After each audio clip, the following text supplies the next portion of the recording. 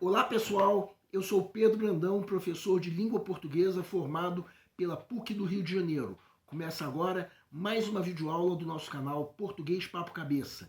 Em primeiro lugar, inscreva-se no nosso canal para não perder nenhuma das nossas próximas videoaulas e ative o sininho para receber todas as notificações. Nessa aula nós vamos introduzir um assunto muito importante para se produzir e até interpretar textos de forma adequada, a coesão textual. Só para a prova de redação do Enem, trata-se de um assunto muito importante para a competência 4. Em breve nós vamos ter, às quartas-feiras, uma série de videoaulas voltadas para a redação do Enem. Por enquanto, vamos introduzir esse assunto de coesão textual, que diz respeito a um conjunto de elementos lexicais e gramaticais que propiciam uma relação recíproca entre os elementos de um texto. Há uma série de autores e teóricos que estudaram a coesão textual. Quero ainda lembrar que foram dadas uma série de aulas sobre gramática. Só que a língua não precisa estar presa às regras gramaticais. Um exemplo disso é a figura de linguagem da silepse, que nós estudamos na videoaula, que pode ser acessada através do card que se encontra na parte superior da tela. Mas isso não quer dizer que nós não precisemos aprender a gramática. Afinal de contas, o ideal seria nós conhecermos todos os recursos da nossa língua. Coesão textual está diretamente ligada à qualidade básica da textualidade, referindo-se às ligações entre os elementos que compõem um texto. Em uma aula de sexta-feira mais adiante, nós vamos estudar a coerência textual, que diz respeito ao sentido que nós podemos dar a um texto. Bem, sobre a coesão textual, ela pode se manifestar através de dois tipos básicos: a coesão referencial ou referenciação e a coesão sequencial ou sequenciação. Vamos primeiramente entender as diferenças. Segue um quadro. A coesão de um texto pode ocorrer mediante dois tipos diferentes: a coesão referencial ou referenciação e a coesão sequencial ou sequenciação. A coesão referencial ocorre quando um componente do texto faz referência a um outro elemento. Elemento esse que pode estar dentro do texto ou ser dedutível a partir do universo textual. Quem quiser pode dar uma pausa para ler com calma esse exemplo. Reparem que o pronome eles se refere aos jovens contemporâneos. Já o pronome possessivo seus se refere ao mesmo termo, só que indicam que os pais são os pais dos jovens.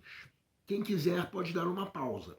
Existe também a chamada coesão sequencial ou sequenciação, em que são usados procedimentos linguísticos que estabelecem entre os elementos do texto diversos tipos de relações semânticas e ou pragmáticas. Vejam esse exemplo.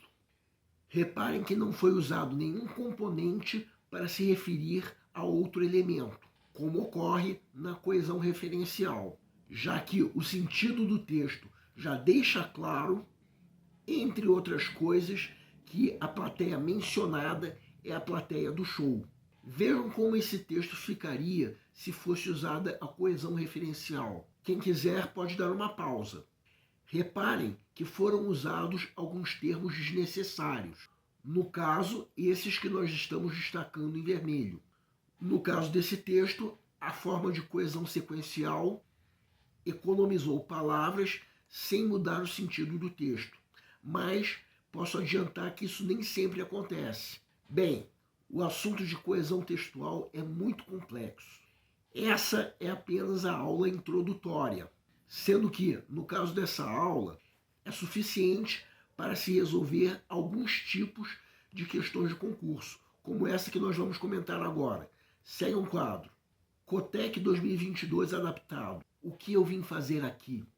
Quem nunca se fez essa pergunta depois de horas rolando o feed, passando stories ou reels, todos os vídeos for you, no TikTok ou assistindo os recomendados no YouTube.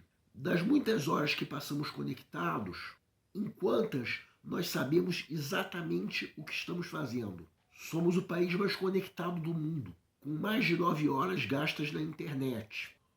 Considere o texto "o que vim fazer aqui".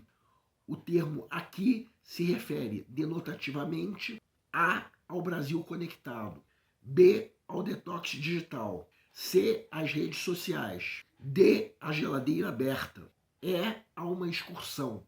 Peço para que deem uma pausa antes de ser dado o gabarito. O gabarito é letra C.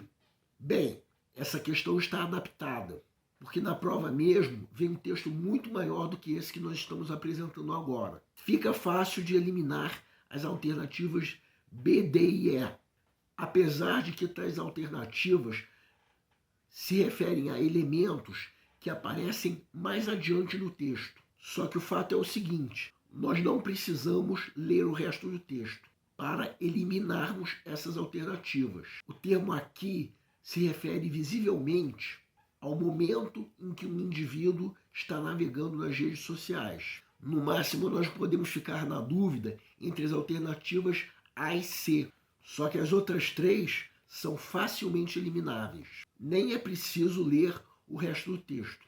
Bem, então, sobrando essas duas alternativas, pelo sentido desse trecho, podemos notar que se trata do ambiente virtual da internet. De modo que o fato de o Brasil ser o país mais conectado do mundo não significa que seja apenas ao Brasil que o usuário narrado esteja conectado. Assim, nós eliminamos a alternativa A. Bem, essa foi apenas a aula introdutória ao assunto de coesão textual. Por se tratar de um assunto muito complexo, nós decidimos dividir em várias videoaulas. Como nós já dissemos, em breve nós apresentaremos nas aulas de quarta-feira uma sequência de videoaulas voltadas para a redação do Enem. Quando chegarmos à videoaula da competência 4, que é a competência relacionada ao assunto de coesão textual, nós já vamos estar mais adiantados nesse assunto, que por enquanto fica por aqui. O nosso canal Português Papo Cabeça antigamente se chamava Aprenda a Língua Portuguesa. Cada vez mais nós estaremos focados em vocês, que estão movendo a roda da história para que seja criado um futuro melhor para todos. Então o nosso foco principal continua sendo os vestibulandos, que terão no nosso canal uma fonte importante de estudos de língua portuguesa, onde nós ensinaremos os recursos da nossa língua para que possam, em primeiro lugar, escrever de forma adequada, entre outros textos, a redação do vestibular. Em segundo lugar, para que possam interpretar textos de forma adequada, não apenas na prova de vestibular ou concurso, mas também na leitura de textos que ajudarão vocês a se manterem atualizados. Cada vez mais nós teremos no nosso canal um Papo Cabeça. Ensinaremos nossa língua sim, mas de forma a estimular a inteligência que nasceu dentro de vocês e que precisa ser estimulada. E a missão do nosso canal continua sendo melhorar cada vez mais. Então vocês podem usar tanto o nosso e-mail quanto a nossa fanpage do Facebook para fazerem qualquer comentário, elogio, crítica ou até reclamação sobre as nossas videoaulas. E vocês também podem usar tanto o nosso e-mail quanto a nossa fanpage para pedirem para esclarecer qualquer dúvida que vocês tenham sobre a matéria. E nós agradecemos a todos vocês que estão assistindo nossas videoaulas. Em especial, nós agradecemos a todos vocês que estão compartilhando nossas videoaulas com outras pessoas. Muito obrigado, porque vocês estão ajudando o nosso canal a ser feito. Pedimos ainda que deixem um like. Muito obrigado e aguardem nossa próxima aula.